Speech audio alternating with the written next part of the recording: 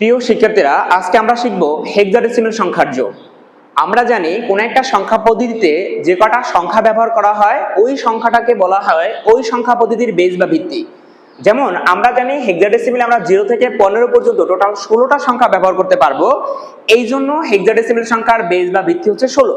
এই জন্য আমরা বেস বা ভিত্তি লিখেছি 16। কিন্তু এখানে মনে রাখা জরুরি যে 0 থেকে 9 পর্যন্ত আমরা লিখতে পারবো, বাট হেক্সাডেসিমালে আমরা 10-এর পরিবর্তে লিখবো হচ্ছে a, 11-এর পরিবর্তে b, 12-এর পরিবর্তে c, 13-এর পরিবর্তে d, 14-এর পরিবর্তে e এবং 15-এর পরিবর্তে আমরা f লিখবো। এবার আসো, খুবই ইন্টারেস্টিং আমরা একটা যোগ করব, সেটা হচ্ছে বাবা এবং দাদাকে যোগ করলে কি হয়। ধরো আমরা দাদা এবং বাবা এই দুইটা সংখ্যা আমরা যোগ করলে কি রেজাল্ট আসে। এর মান কত? এর মান হচ্ছে 10।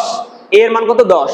তাহলে আমরা জানি হেক্সাডেসিমাল সংখ্যা a আর a যোগ করলে কত হয়? 20 হয়, কারণ এর মান 10, এর মান 10। কিন্তু হেক্সাডেসিমালে আমরা বলছিলাম 0 থেকে 15-এর বাইরে কোনো সংখ্যা লিখতে পারবো না।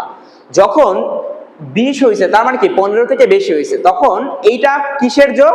এটা হচ্ছে হেক্সাডেসিমালের যোগ। এই জন্য হেক্সাডেসিমালের বেস বা ভিত্তি থেকে আমাদের বিয়োগ করতে হবে। তাহলে 20 থেকে যদি আমরা হেক্সাডেসিমালের বেসটা বিয়োগ করে দেই, কত পাবো? 4। এই জন্য আমরা এখানে 4 লিখবো। এবার বলো তো বিয়োগ করেছি কতবার? বিয়োগ করেছি একবার, এই জন্য হাতে আছে 1। এবার দেখো, এবার b এর মান কত? b এর মান জানি 11, আর আমার হাতের 1, তাহলে কত হয়? 12। আর d এর মান কত? d এর মান হচ্ছে 13, তাহলে 13 আর 12 তাহলে কত হয়? 25। কিন্তু হেক্সাডেসিমালে কি আমরা 25 লিখতে পারবো? না, হেক্সাডেসিমালে আমরা 25 লিখতে পারবো না। যখন লিখতে পারবো না, তখন তার থেকে আমরা বেসটাকে বিয়োগ করে দেব। তাহলে বেস কত হেক্সাডেসিমালের? 16। তাহলে 25 থেকে 16 গেলে কত থাকবে? 9।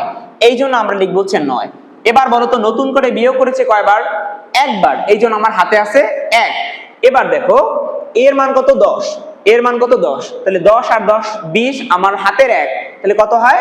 21। কিন্তু হেক্সাডেসিমালে কি আমরা 21 লিখতে পারবো? হেক্সাডেসিমালে আমরা 21 লিখতে পারবো না। তাহলে 21 থেকে আমাদের 16 বিয়োগ করতে হবে। তাহলে 21 থেকে 16 বিয়োগ করলে কত থাকে? 5। তাহলে আমরা 5 তো লিখতে পারবো, এই জন্য আমরা 5 লিখেছি। এবার বলো তো নতুন করে বিয়োগ করেছে কয়বার? নতুন করে বিয়োগ করেছে একবার, এই জন্য আমার হাতে আছে 1। এবার দেখো, এবার b এর মান কত? b এর মান হচ্ছে 11, আমার হাতের 1, তাহলে কত হয়? 12। আর d এর মান কত? d এর মান হচ্ছে 13, আবার 13 আর 12 আবার কত? 25, মানে 25। কিন্তু আমরা হেক্সাডেসিমালে কি 25 লিখতে পারবো? আমরা হেক্সাডেসিমালে 25 লিখতে পারবো না। তাহলে তার থেকে আমরা হেক্সাডেসিমালের বেসটাকে বিয়োগ করে দেব। তাহলে কত হয়? 16 থেকে 25 থেকে 16 গেলে কত থাকবে? 9। আমরা লিখলাম হচ্ছে 9। আমরা বিয়োগ করেছি নতুন করে কয়বার? একবার, এই জন্য হাতে 1 আছে, 1 তো লিখতে পারবো, এই জন্য আমরা 1 লিখে দেবো।